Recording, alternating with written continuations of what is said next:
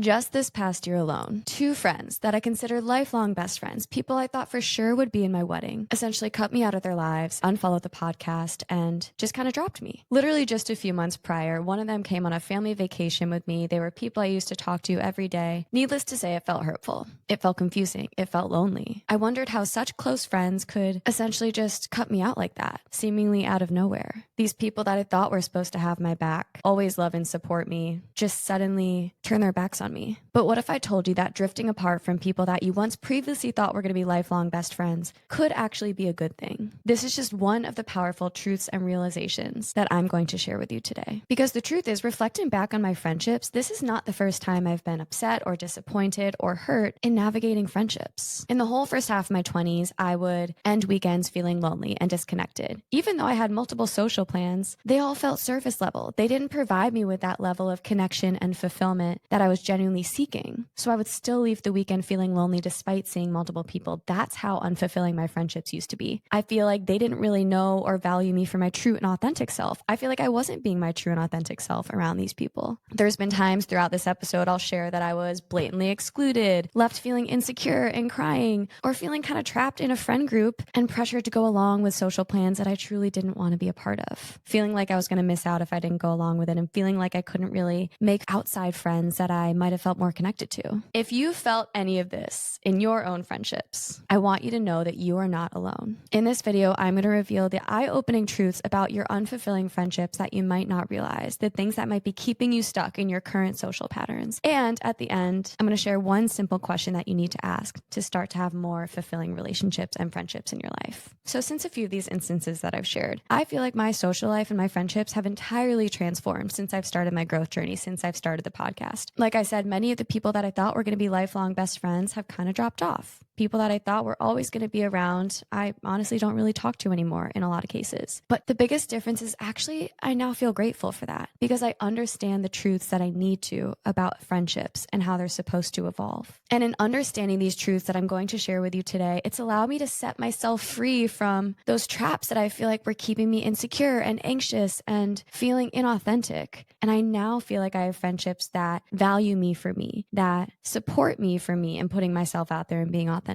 I no longer feel obligated to pour into friendships that don't have my best interest. I no longer feel that anxiety or pressure to go along with social plans that I really have no interest in. I no longer feel the need to cram in my weekends with all these different social plans, just trying to feel less lonely and more connected, because now a connection with one genuine friend can give me more fulfillment than even 5 of those surface level connections really couldn't. And I've proven that I'm also not alone here. In interviewing over 50 experts in my podcast, every single one of them has shared that they've experienced very similar friendship transitions, relationship struggles. Every single one of them at one point or another has felt this unfulfillment in their social life. And from their experiences, from their stories and expertise, I've only confirmed that these truths are valid for almost all of us, and that the discomfort and challenges in navigating these friendships are normal, especially at certain phases of our life. In connecting with these people and having these conversations, it's made me feel far understood and less alone, and I know it will make you feel far more understood and less alone as well. So if you're feeling this way, know that it doesn't have to stay this way. Once we dive into the truths of why you might be feeling unfulfilled in your friendships and reveal the one thing you need to ask yourself at the end to have more fulfilling friendships, you can start to take steps towards a social life that truly fulfills you. So number 1, shared history alone does not make for a long-term bond. Just because you have history with someone, just because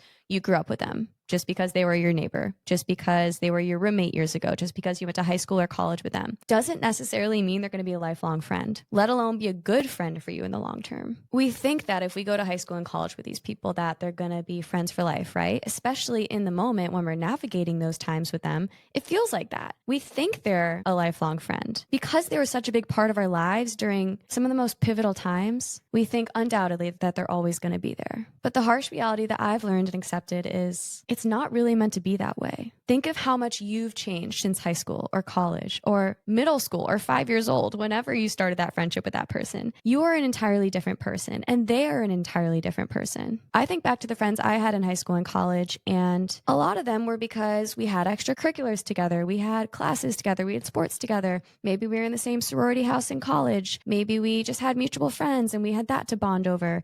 Maybe we were both single and just party friends at some point. The things that were bringing you close with that person at that time might no longer be relevant and applicable in your life. And that might have been really the foundation of your friendship, right? Like my soccer friends, I think back, like we were talking mostly about soccer. Or if I was in a sorority with a girl that I was close with in college, we no longer have that sorority connection. So the things that we would bond over today might just be remember whens or gossiping about the past. For a lot of these people, I feel like I don't have a deeper bond with them. We no longer have shared values. We don't really have much in common anymore. We might not even live in the same city. And that's okay. Just because it made sense to be close to that person at that point in your life. If that shared bond and connection is no longer applicable in your lives, what are you basing the foundation of the relationship off of? Even honestly thinking back from my freshman year self in college to my senior year self. The friends I made freshman year ended up being my friend group all through senior year, and we lived together. And you decide who you're going to live with essentially end of freshman year, which is kind of crazy. But then my senior year self had grew and evolved so much throughout the 4 years of college, and so did all my roommates.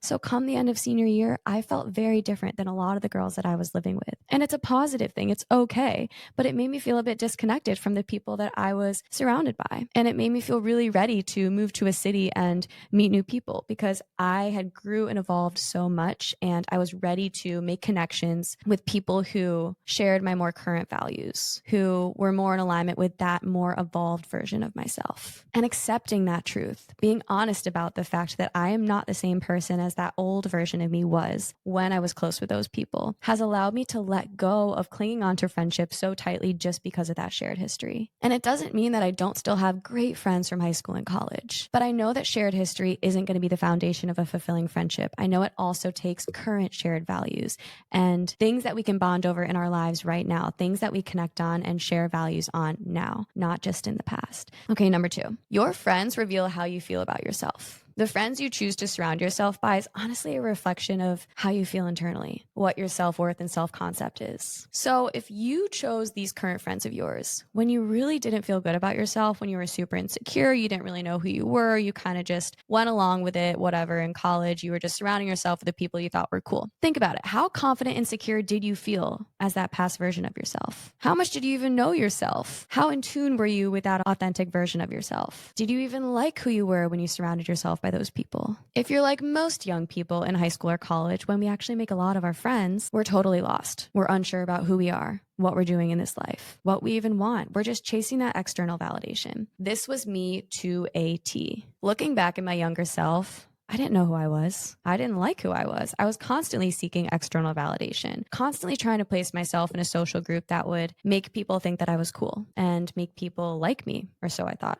So I clung to friend groups. I kind of made that my reputation, my social status. Oh, Camille's a part of that friend group. I feel like that's kind of how we all are when we're really young. So there was this one friend group freshman year that I ended up hanging out with, and they were kind of considered quote unquote cool when really looking back, they were kind of just like mean girls. And they would do certain things like make fun of people, including each other, which I never loved. And it definitely brought out a side of me that I didn't really like. And I always felt like an outsider in this group. I felt like I was getting excluded here and there. It's like none of them really knew or saw me as my authentic self. It felt fake. It felt forced. I felt like every time I was with them, I was wanting to post a picture with them to make sure people knew that I had friends and that I was cool. And I was just an insecure version of myself seeking validation from others, seeking external approval, both from that friend group, from people on social media that I would want to make sure that they knew that I had friends. But the truth is, it was such a lonely and shallow experience. And again, I would leave these interactions feeling lonely, feeling like I had to call my mom because I feel like I never actually connected on a deep level with these girls, or I wasn't able to reveal the authentic part of me that I truly would want my good friends to know and love and support. I was just chasing this temporary sense of acceptance and approval from these girls. And now in the second half of my 20s, I'm so much more confident in who I am. I'm so much more aware of who I am. I now value and prioritize people that bring out the best version of me, not people who bring out a bad side of me, or people who make me feel insecure, or maybe people who I would hang out with just because I thought I would look cool. I'm a lot more focused on connecting on a genuine level, surrounding myself with people that I feel like I can be real and authentic with, rather than trying to look cool or clinging on to friendships that I truly made when I was insecure and didn't know who I was. Okay, number 3, growing apart or drifting apart from friends is not a bad thing. And here's why. So you might be clinging on to friendships because, again, the shared history, or because you feel feel like you have to, or you should, or you honestly have been telling yourself that drifting or growing apart's a bad thing and that you're failing at friendships and you need to hold on tightly to the friends that you've always had. I 100% can relate to that. I've experienced hurt. I've experienced confusion and loss when I feel like I drift from people that I thought were going to be really close friends of mine. It's really difficult to step away from certain friendships that you thought were going to always be close people in your life. It makes you feel like you did something wrong. You wonder why they stopped reaching out. It's confusing when you no longer feel like you fit in with the people that you used to. It's hard and it sucks and it can make you feel insecure and it can feel lonely. And I hear you. I feel you 100%. But the truth is, growing apart from past friends is actually a good thing because it means that you're growing into a better version of you. It means you're growing and evolving and you're becoming more in tune with your authentic self. And maybe they are too. And maybe that means you start to grow apart from that person, but that's okay. Because again, maybe you don't share those common values or things in common that bonded you in the past. Maybe you realize you do value things that the old version of you didn't when you were friends with that person. As you grow and evolve on your journey, your friendships will naturally grow and evolve as well. It's just a part of it.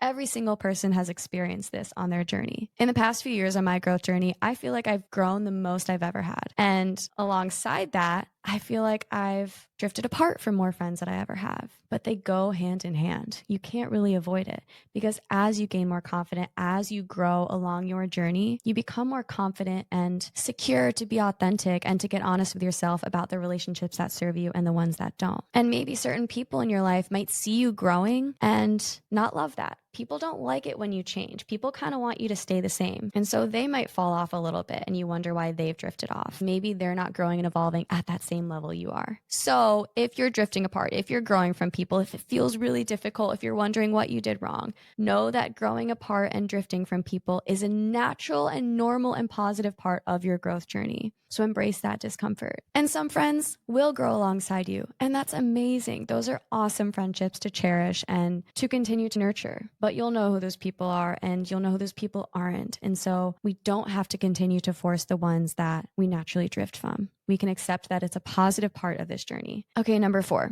you might be putting unrealistic expectations on your friends. And so it might feel like they constantly let you down. I definitely have very high standards for people in my life. I want them to show up exactly how I would show up as a great friend. I want them to celebrate and acknowledge all my wins and all these things going on in my life just as much as I would celebrate my own wins. I want people to text me and reach out to me just as much as I reach out to them. I might expect them to have all the same interests and values that I do, want to do the same things that I do. Kind of all these expectations that we often project onto people, and they would have no way to actually know that that's an expectation of ours. It's easy to project that onto a friendship and feel let down when they don't meet that. I think I do this partly because I value being such a good friend and I want to feel like they meet me halfway and that they're also a good friend. But the reality is, not everyone shows up in the same way. Not everyone communicates in the same way. Not everyone values the same things. You don't have to be identical to your great friends. You just have to understand how they communicate, how they show up for you. And that might look different than your expectations and how you show up for them. Having high standards is good. And I personally am not going to start settling and I'm going to keep these high standards. But the important thing here is to acknowledge and know that how others show up for you might look different than your silent expectations or than how you show up for them. But as long as they're showing up in their way, as long as they're being a good friend in the way that they are a good friend, if you have that understanding, you can let go of your unrealistic and maybe silent and impossible expectations for these people to be perfect friends. Because a friend does not have to be everything for you. We can have certain friends that give us one aspect that we're craving and looking for, and then other friends that we go to for other things in our life. Just like we're not going to be everything for everyone in our lives. And this is a big lesson I learned this year, to take the pressure off. I think because I have such high standards for myself, I project that onto the relationships in my life. But as I've given myself more grace, as I've taken the pressure off myself, I've noticed that it's more positively impacted my relationships. And I've also realized that everyone's way more focused on their own lives and often don't have the time and capacity and energy to meet all of our expectations all the time. So it's not that we can't have high standards. It's not that we can't expect friends to be good friends. They should be good friends, but that might look different than our high expectations. It might look different than how we show up as what we consider to be a good friend. Everyone's different. Everyone has different values. And the beauty of friendship is that we can respect and appreciate that, acknowledge those differences, not see them as them being a bad friend. Okay, number 5, one of my favorites. Tying yourself to a friend group might actually be holding you back. So I've been part of friend groups at all different phases of my life. Middle school, high school, college, early 20s, different relationships brought me into different friend groups. But for years now, I've no longer attached myself to any friend group. And it's for a reason. I honestly have never enjoyed the friend group dynamic. You know, like the group chat always blowing up, your social plans are carved out for you, constantly feeling FOMO if you're not a part of what the group is doing. In a friend group, I honestly felt like I never really had freedom or choice over what I actually wanted to do, over my social life, over who I wanted to spend time with, because I felt like the group chat was constantly making the plans for me. I felt like there was no independence, no self-discovery, and no time in solitude, because whenever your friends were hanging out, you felt like you had to be there. Otherwise, you're missing out on some memories and bonds that they're going to make without you.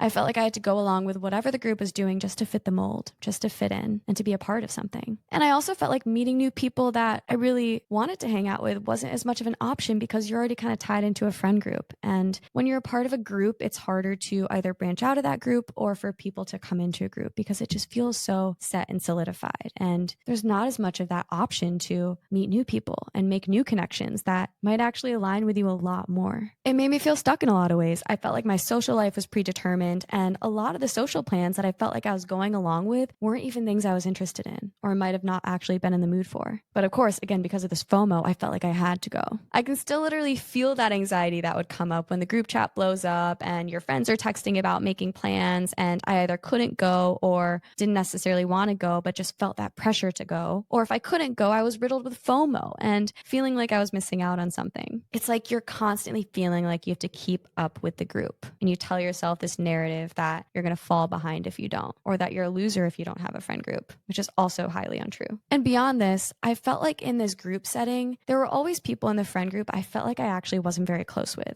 We were always just kind of like there in the group together, but never really had things to bond over, and never really like hung out one-on-one, and probably weren't people I would hang out with one-on-one necessarily. All we had in common was kind of that friend group. Like, you know, when you're all sitting at a table and then the other people get up and it's just you two there, and then you're like, oh, what do I talk to that person about? And finally, the exclusivity. I will never forget this one night in high school. I was sobbing on a Friday night to my mom because all of my friends went to hang out at my one friend's house, and I was the only person not invited. And it felt very intentional. It felt very personal. And I was heartbroken. I was insecure. I felt extremely lonely because, again, at that time, you put all of your worth onto what your friends think about you, onto people liking you, because you don't necessarily like yourself and you're feeling super insecure. It was a huge punch to the gut. Or there was one night in college. 2 of my roommates were going out for pizza, and I was the only other roommate home. And I was clearly expressing like I wanted to be social. I wanted to hang out. And they literally turned to me and were like, we kind of just need like time, just us. Like, sorry, you can't come. And I was like, okay, like that hurt, but whatever. And then they proceeded to go meet up with 2 of our other friends. And then, of course, I called my mom crying again, because how could I not take that personally? It felt like I was intentionally being excluded, like they were gossiping about me or something. Like there was some reason why I couldn't be there. There's always that exclusivity in friend groups, whether it be intentional or not. There's just that feeling like you're missing out on something. And it's the worst feeling in the world. And so for these reasons, I've learned friend groups truly don't serve me. And since then, I've given myself the freedom to make amazing, close, genuine bonds with individual friends that I meet in life, whether it be through yoga, whether it be through work, whether it be a neighbor, whether it be someone I just meet through a mutual friend. And having all these different varieties of actual, genuine friendships rather than clinging on to this group has been such a freeing and more fulfilling experience in my personal experience. And you might be a friend group person, and that's totally great. But if you're feeling this way and you're in a friend group, ask yourself if you're just going along with these plans and going along with this group because you feel like you should and it's all you know, or if it's actually serving you. And know that you can step away from the friend group and do other things and start to create a social life that's your own, and you will not be abandoned or left behind. Or if you are, and that's how your friends are they really great friends anyways? The best part about growing up and maturing is you can have control over your life. And that includes the friends you hang out with. There's no obligations. There's no shoulds when it comes to who you choose to spend your time with. And there's a lot of shoulds that come along with being in a friend group, and a lot of pressures and anxiety that can come along with that. Know that you can say no to plans that you're totally disinterested by, and you can spend time in solitude even if your friends are doing something without you. They will still be your friends. You're not missing out on something that they're going to bond about for the rest of your life. All this means is you're stepping into your more authentic self. You're doing what serves you. You're getting honest about what you enjoy and what you don't necessarily enjoy. You're stepping into your power, and that's a good thing. You won't be left behind. And finally, after all these truths of why your friendships might feel unfulfilling, the number one simple question you need to ask yourself to start to have more fulfilling friendships: how does that person make you feel? How do they make you feel? That's all you have to ask. The friends that are going to be genuine and most aligned with this version of you are ones that make you feel uplifted, supported, loved, connected. You're not going to feel anxious or drained or excluded or inauthentic. They'll make you feel good. That's how you can tell if a friendship is truly aligned